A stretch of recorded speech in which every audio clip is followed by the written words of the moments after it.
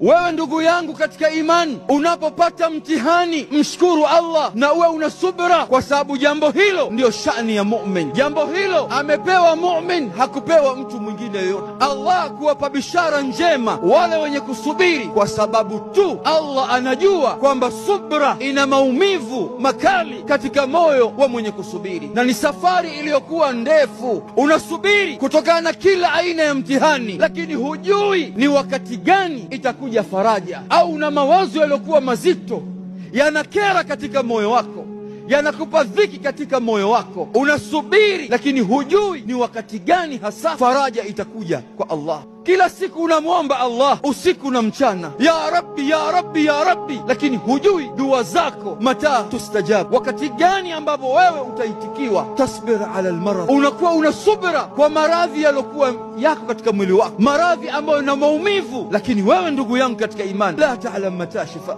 hujui wakati gani shifa ya Allah itakupata.